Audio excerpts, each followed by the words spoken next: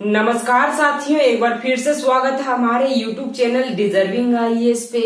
मैं अमित कुमार हाजिर हूं आपके सामने आज के महत्वपूर्ण खबर पर चर्चा करने के लिए। साथियों, खबर है प्रधानमंत्री मोदी के जन्मदिन पर भारत लाए गए 8 चीते। इतना ही सुनते आपके मन में बहुत से सवाल उपजने लगे होंगे। क्यों लाया गया, कहां से लाया गया और कब लाया गया, ये सारे सवाल आपके मन में उपजते होंगे। इस सवाल पर चर्चा करने से पहले मैं आपसे एक सवाल करता हूँ। इसके पीछे का भी उद्देश्य है, इस सवाल के पूछने का उद्देश्य आगे पता चल जाएगा आपको। मेरा सवाल है कि क्या आपने कभी चीता देखा है? चीता यानी कि आपने कभी रियल लाइफ में, जैसे कि कोई नेशनल पार्क या तो वाइल्ड लाइफ सेंचुरी में चीता देखा है? ऐसा नहीं कि आप कह दो कि मैंने बुक में देखा या टीवी में देखा, मोबाइल में देखा। मैं रियल लाइफ चीते की बात कर रहा हूँ। अब जिनका आंसर है हाँ, मुझे वो बताए कि आपने वो चीता कहाँ देखा। क्या आपने इंडिया के किसी राज्य में देखा या विदेशों में देखा है? जिनका आंसर है इंडिया के अंदर, मैं समझ रहा हूँ वो फेकू चंद है। क्यों?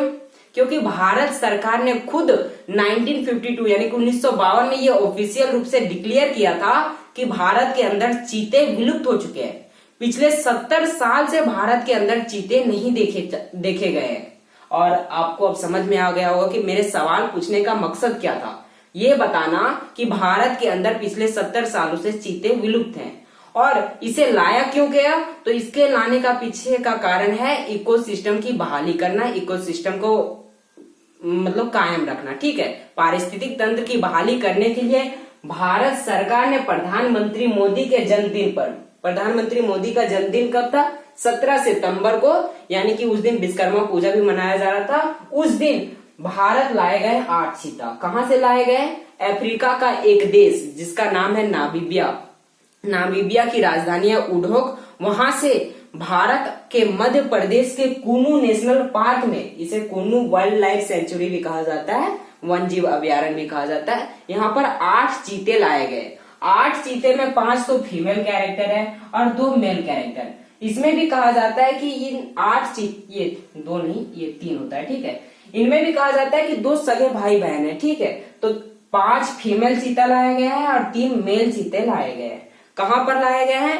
तो मध्य प्रदेश के कुनू नेशनल पार्क में लाए गए हैं। ठीक है, मध्य प्रदेश सरकार ने कहा है कि प्रधानमंत्री मोदी की तरफ से ये उनके लिए जन्मदिन का मेरी ओर से तोहफा। ठीक है, ये मतलब मोदी जी को धन्यवाद कहा है मध्य प्रदेश के सरकार ने। ठीक है, मोदी जी ने खुद वहां पर इनकी फोटो अच्छी तरह से खींची है। तो आगे हम लोग चल लेते हैं। कहां से लाया गया? अफ्रीका के एक देश नामीबिया से। अब मैंने शुरू में बताया कि भारत के अंदर पिछले 70 सालों से चीता नहीं देखा गया। इसके पीछे की कहानी क्या है? तो आपको पता होगा कि भारत के अंदर एशियाटिक चीता पाए जाते थे आज से 100 साल पहले, 200 साल पहले। ठीक है, पाए जाते थे। अब जब 1947 में हमारा देश आजाद हुआ, उस समय जब चीता की गिनती की गई तो उस समय मात्र 3 चीता पाए गए। लेकिन 1952 तक उसका भी शिकार कर लिया गया और 1952 तक आते आते लास्ट में सरकार ने ये जवाब दे दिया कि भारत में चीता विलुप्त हो चुका है, जो कि उसके 70 साल खत्म हो गए। अब 70 साल से भारत के अंदर चीता है ही नहीं, तो पारिस्थितिक तंत्र को तो प्रॉब्लम होगी। तो इसी की बहाली करने के लिए भारत सरकार ने ऐसा निर्णय लिया है। आगे हम लोग बात कर लेते हैं कि भारत के अंदर एशियाटिक चीता पाए जाते थे। ठीक है, उनके गुण क्या है, यानी कि चीता किसको कहते हैं? चीता जो कि बिल्लियों की प्रजाति से आती है। ठीक है, इसे बड़ी बिल्ली के नाम से भी जाना जाता है और इसकी स्पीड 110 से 120 किलोमीटर पर आवर बताई जाती है। यानी कि आप समझो कि कार को भी पीछे कर सकती है। 120 किलोमीटर पर आवर की स्पीड से ये चीते दौड़ सकते हैं। चीता की एक खास बात बताई जाती है, खास बात नहीं है, फिर भी एक बात आपको जानने लायक है कि चीता दहाड़ते नहीं है, बल्कि बिल्लियों की तरह आवाजें निकालते हैं। ये बात आप याद रखिएगा कि चीते दहाड़ते नहीं, जबकि वो किस तरह का आवाज निकालते? बिल्लियों की तरह आवाज निकालते, क्योंकि वो बिल्लियों की प्रजाति से है ना। तो वो बिल्लियों की प्रजाति से है, इसलिए बिल्लियों की तरह आवाज निकालती है। कहां पे लाया गया? कुनो नेशनल पार्क में। किससे लाया गया? तो बोइंग 747-400 एयरक्राफ्ट, इसे बोइंग 747-400 जंबो जेट भी कहा जाता है। इस एयरक्राफ्ट से भारत के अंदर 8 चीते लाए गए, जो कि अफ्रीका का एक देश नामीबिया से लाया गया। इस एयरक्राफ्ट की खासियत ये है कि इसने एक बार फ्यूल भरवा कर वहां से चीते ले आए। करीब 16 घंटे की ये यात्रा थी, जिसने बोइंग 74740 जंबो जेट ने पूरा कर लिया। अब आगे बात कर लेते कि भारत के अंदर चीते समाप्त क्यों हुए थे। मैंने कहा कि 1947 तक आते आते भारत के अंदर 3 चीते बचे हुए थे और 1952 तक वो भी समाप्त हो गए। तो भारत के अंदर चीते समाप्त कैसे हुए? तो आपको पता होना चाहिए कि भारत के अंदर पहले राजवंशी शासन चलते थे। अब उस समय राजवंशी शासन लोग में क्या करते थे, राजा अपनी प्रतिभा और शौर्य को दिखाने के लिए चीता का शिकार करते थे। इसी का शिकार क्यों करते थे?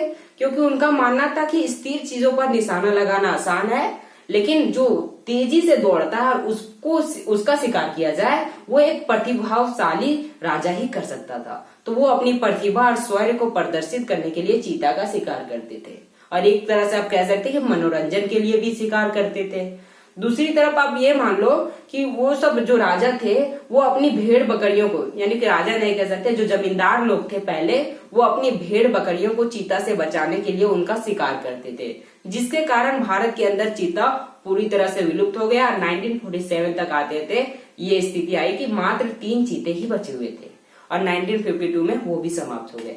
अब चूंकि इससे पारिस्थितिक तंत्र को खतरा हो रहा था, इसलिए भारत सरकार ने भारत के अंदर 1970 में यानी कि 1970 में सारी पक्षियों को लाना अच्छा समझा। यानी कि आप ऐसे समझ लो कि भारत सरकार ने ये निर्णय लिया कि जो भी पारिस्थितिक तंत्र की बहाली में मदद करती है हम उसे विदेशों से भारत में लाएंगे।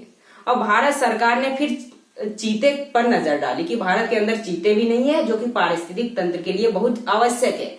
इसलिए भारत सरकार ने सबसे पहले ईरान से कहा कि भाई साहब मुझे कुछ चीते चाहिए, मुझे पारिस्थितिक तंत्र की बहाली करनी है, इकोसिस्टम की बहाली करनी है, इसलिए मुझे कुछ चीते चाहिए। ईरान ने कह दिया हम दे देंगे।